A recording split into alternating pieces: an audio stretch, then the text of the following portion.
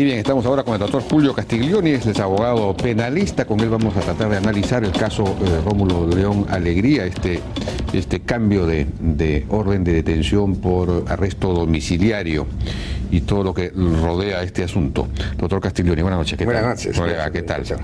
Bueno, hay una información, y es que la Oficina de Control de la Magistratura, la OCOMA, ha decidido investigar a los magistrados si los magistrados que decidieron la excarcelación de Rómulo León incurrieron en alguna irregularidad. Me ha llamado la atención porque al mismo tiempo hay una declaración hoy día del presidente del Poder Judicial defendiendo esta decisión, o en fin, defendiendo a los jueces en general, ¿no?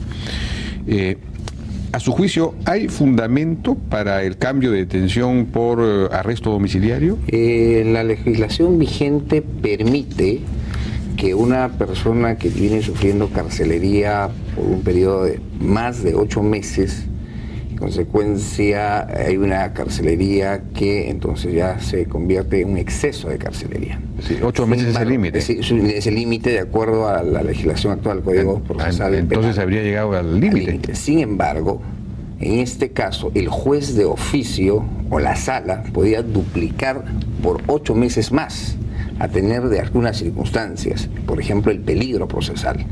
El señor Rómulo demostró el peligro procesal cuando se puso en fuga, se entregó posteriormente y además no se ha cumplido con la etapa de instrucción, con los objetivos de la etapa de instrucción. Un juicio de esta naturaleza, que es un juicio ordinario, tiene 2 etapas. Una etapa de instrucción, que es el acopio de las pruebas testimoniales, instructivas, preventivas, manifestaciones, confrontaciones, actuación de pruebas. Ni siquiera se ha abierto el CPU y se ha visto qué es lo que hay, aunque el abogado ha manifestado que gran parte de ello ya existe en el expediente.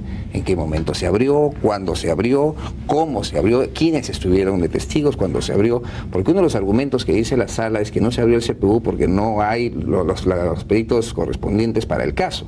En consecuencia, la etapa de instrucción no ha cumplido con su objetivo. La segunda etapa en estos juicios orales, en estos juicios ordinarios, es el juicio oral, que es el contradictorio, lo que uno suele ver en televisión, donde aparecen los magistrados, etc. No hemos llegado ni siquiera a esa etapa. En consecuencia, estamos en una etapa de instrucción donde el proceso está en una etapa incipiente. Pero en la etapa de instrucción es necesario que el acusado, digamos, esté detenido. Cuando el juez dicta mandato de detención tiene que tener algunos requisitos. ¿Cuáles son? Entre esos requisitos son, primero, que hayan las suficientes pruebas de que vinculen a la persona con los hechos materia de juzgamiento. Segundo, que la pena a imponerse sea superior a 1 año. Los delitos, porque vienen siendo procesados, son delitos sumamente graves. Y tercero, que exista peligro procesal. El peligro procesal significa el entorpecimiento de la etapa probatoria o de la actuación de pruebas. El señor Rómulo León, al ponerse al margen de la justicia, evidentemente demostró un peligro procesal, porque tuvieron que ser incautados sus bienes dentro de sus oficinas, e incluso esta computadora fue extraída de su oficina, y más no por una decisión, como él manifestó, que inicialmente lo iba a hacer. A mí me parece sumamente preocupante para la credibilidad que estaba alcanzando de alguna manera el Poder Judicial en sus últimas resoluciones, esta decisión sospechosa. Sospechosa no porque pueda haber influencias externas, sino porque creo que los magistrados no se han manejado con la firmeza como se maneja en otros casos. Si a todas las personas que están sufriendo un exceso de carcelería de más de 8 meses también tuvieran el mismo beneficio, yo estoy seguro que todas las personas que están en los diferentes establecimientos penales a nivel nacional, el 75% por lo menos que no ha sido condenado estaría fuera. En consecuencia, estamos llegando a una conclusión de que sí, la ley se aplica para unos y para otros no, y esto sí es sumamente peligroso. Bueno, pero en el caso que usted está mencionando, más bien la ley no se estaría aplicando. Toda esa gente que está presa sin sentencia lo está, sin embargo, con exceso de carcelería. Ahí se está violando la ley también. Ahí se viola la ley, pero aquí sí se aplica la ley, pero a rigurosidad, cuando sí estamos demostrando, está probado que hay un peligro procesal. ¿Qué es lo que dice para el mandato domiciliario? Dice que la persona tenga mayor a 65 años, en primer lugar. En segundo lugar, que no es el caso. Que no es el caso.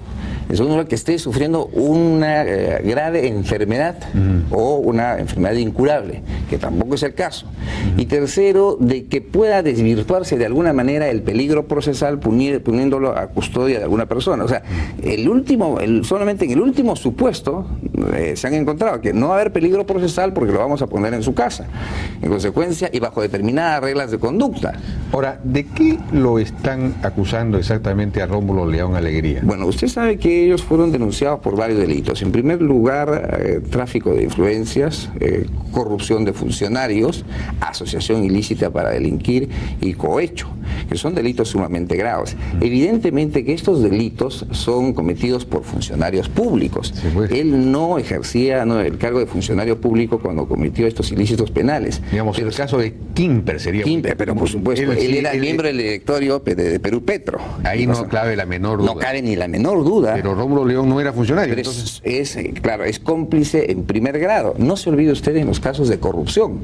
Particulares, muchos particulares fueron condenados por haber recibido dinero de Vladimiro Montesinos, o haber estado presentes en una conversación, y eran particulares. Y ahí se les acusó de complicidad, de peculado, creo, ¿no? En primer, cómplice en ambos delitos de peculado, malversación de fondos, defraudación al Estado, en primer grado, porque ellos estaban ahí participando de un manejo indebido del dinero del Estado y fueron condenados sin tener la condición de funcionario público.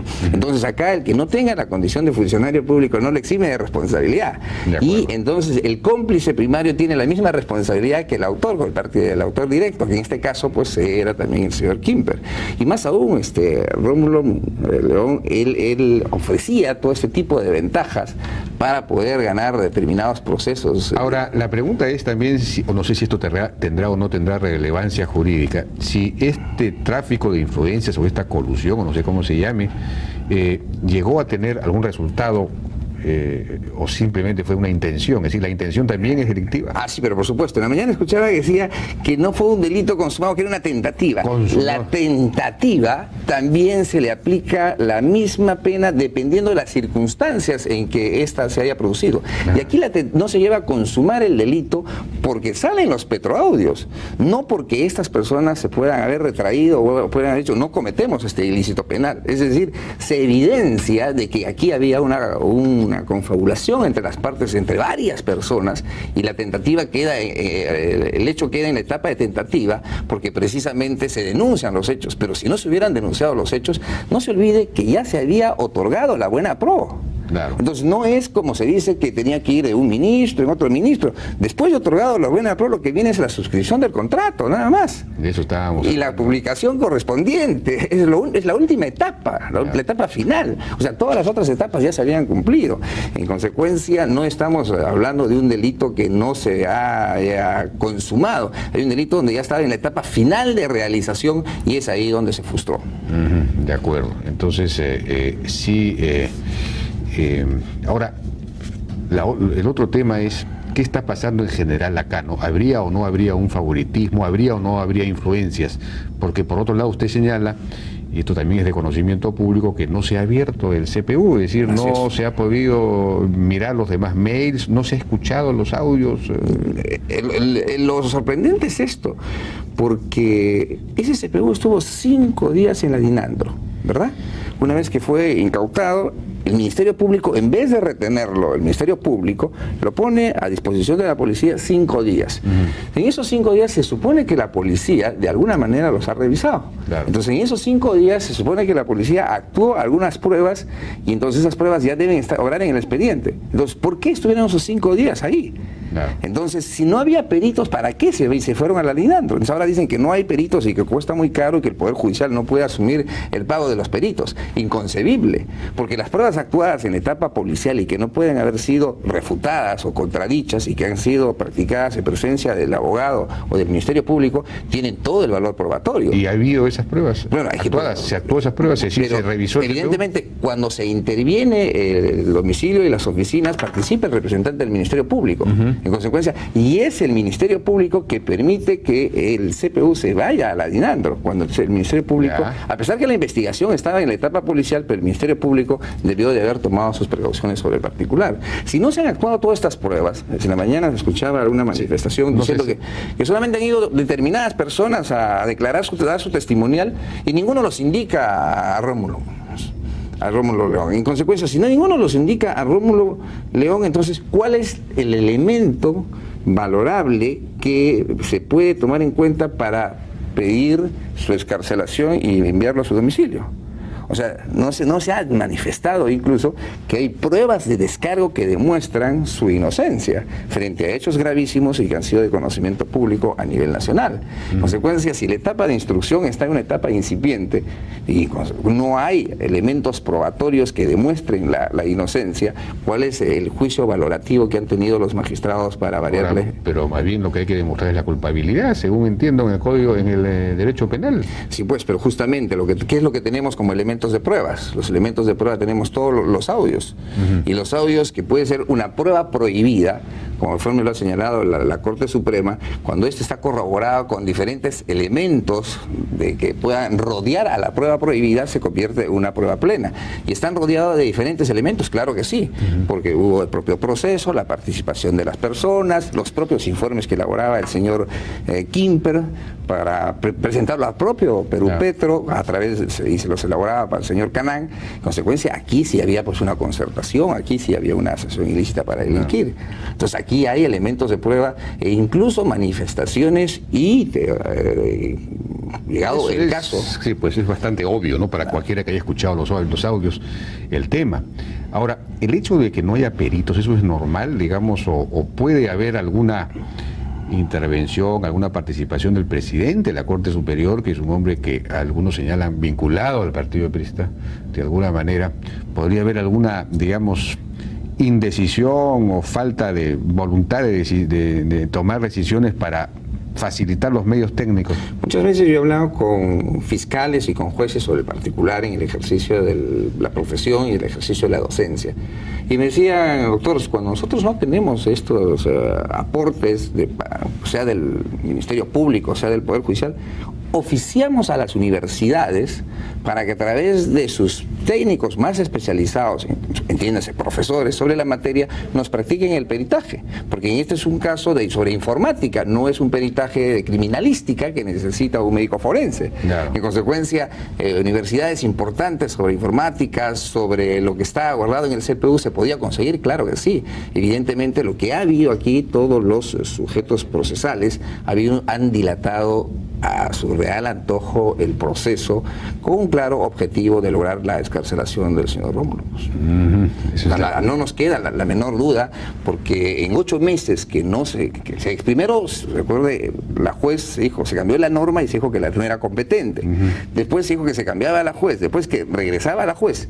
Entonces se han pasado 8 meses y no hay una etapa de instrucción concluida. Claro, porque después de los 8 meses, ¿qué es lo que sucede? Se regresa el expediente al Ministerio Público y el Ministerio Público acusa, el juez hace sus conclusiones el día de hoy, eleva a la sala y la sala lo remite al fiscal superior y el fiscal superior formula la acusación sustancial o la acusación formal, y ahí vamos a lo que conocemos, al juicio oral. Claro.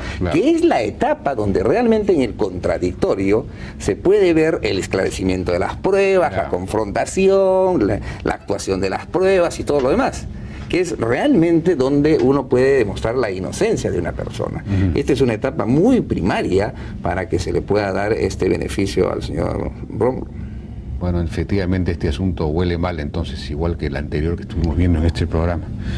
Bueno, evidentemente, yo creo que el Poder Judicial en el tema de Panamericanos estaba de vacaciones, nosotros tuvimos la amabilidad de estar también en el programa, y fuimos muy enfáticos que aquí había una intervención del poder político, pero que evidentemente el presidente del Poder Judicial sí había hecho defender su decisión judicial. Claro. Y nos sorprende que el día de hoy más bien salga un poco a proteger, está bien, al Poder Judicial, pero no puede defender lo que es indefendible. Pues más bien debería exigir celeridad, que se den los medios técnicos para abrir los CPUs, que se avance, pues, ¿no es cierto? Evidentemente. No olvidemos que incluso las llaves de donde estaban, el presidente de la Corte Superior de Lima le entrega a la juez las llaves donde estaban toda la documentación y todo esto.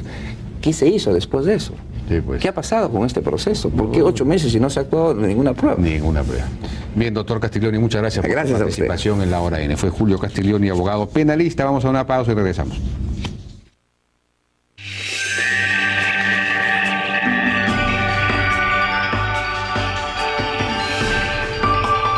Bienvenido a un mundo completamente nuevo.